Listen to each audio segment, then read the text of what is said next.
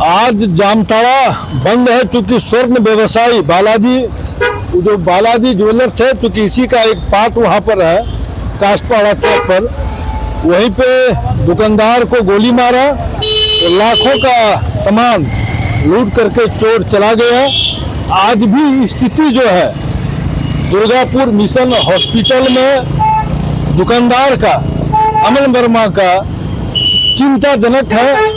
गोली फंसी हुई है कंधे और पेट में, अभी तक गोली निकला नहीं है। जामताड़ा के व्यवसायियों के द्वारा आज जामताड़ा को बंद किया गया है और आप देखिए कि जामताड़ा बंद होने के कारण पुलिस की गश्ती जो है तेज कर दी गई है और वैसे इस बंदी में यातायात व्यवस्था को बाधित नहीं किया है। लोग स्वतः स्फूर्त जामताड़ा को बंद किए हुए हैं और जामताड़ा में पहली घटना है कि इस तरह से सरेआम पुलिस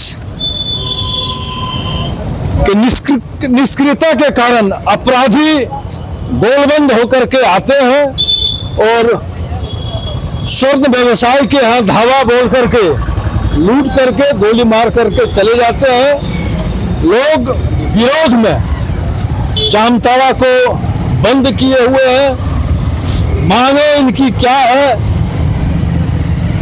आप समझ सकते हैं कि पुलिस निष्क्रियता के विरोध में जब बंद होती है तो निश्चित रूप से मांग जो टॉप टू बॉटम जो है उसके खिलाफ जाता है। चाहे पुलिस प्रशासन के कोई भी पदाधिकारी हैं उनके खिलाफ जाएगा।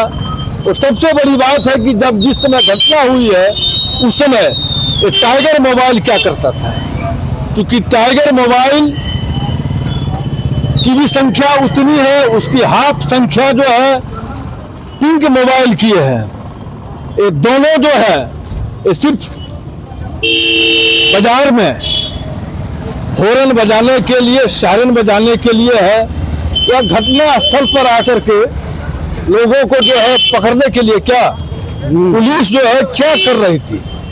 देखिए, जिस तरह से जामताड़ा के बाजार में एक स्वर्ण व्यवसायिक ज्वेलर्स की दुकान में अपराधियों ने जिस तरह का घटना को अंजाम दिया है, बोलेगा निश्चित तौर पर झकझोर देने वाली यह घटना है। देखिए,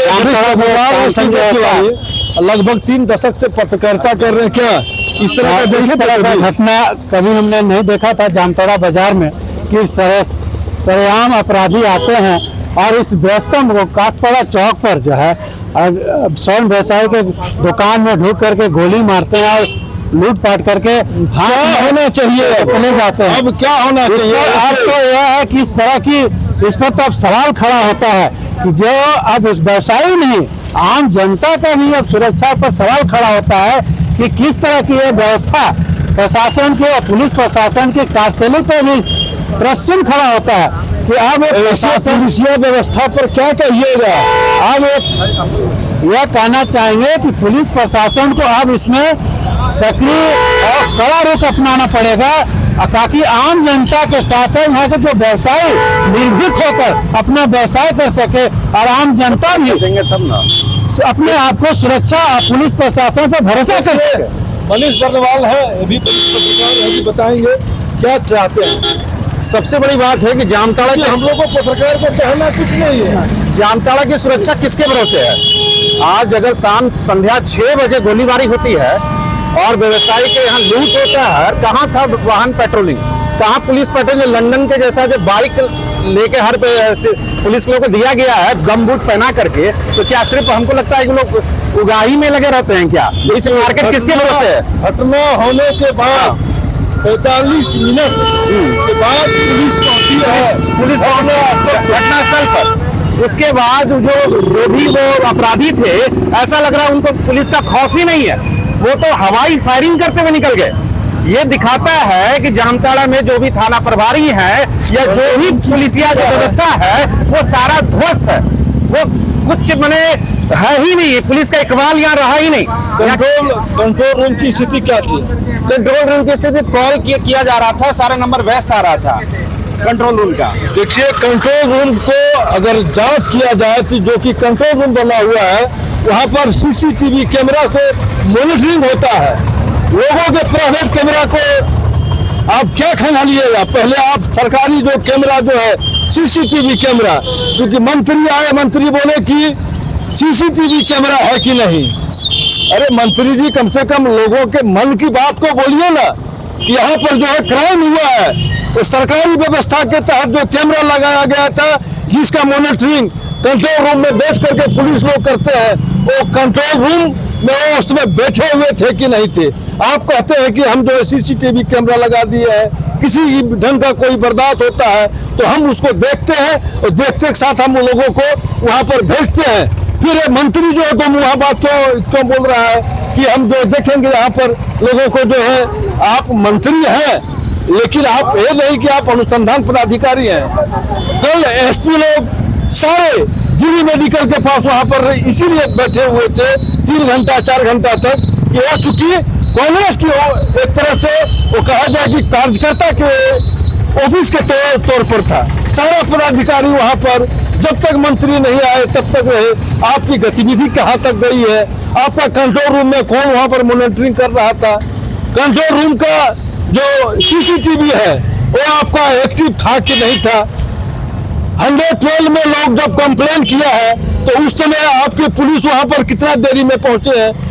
आधी समय को अगर देखा जाए तो निश्चित रूप से लगता है कि पुलिस की इसमें बहुत बड़ी भूमिका है। जामताड़ा जैसे शांत जगह को अशांत करने के लिए लोग चमचागिरी में लोग बहुत बात बोल देंगे, लेकिन हम लोग न किसी का चमचा है और न किसी का डरते हैं न किसी का खाते हैं। जो बात हुआ है उस तरह का बात बोलेंगे, क्या बोलते हैं जो इस तरह का जो में जो हुआ है। हम लोग आम जनता के लिए हैं, जनता की आवाज है और जनता के हित के लिए पत्रकार आगे आके खड़ा रहेगा और जनता के हित और लोकतंत्र की रक्षा के लिए पत्रकार आगे आके काम करेगा।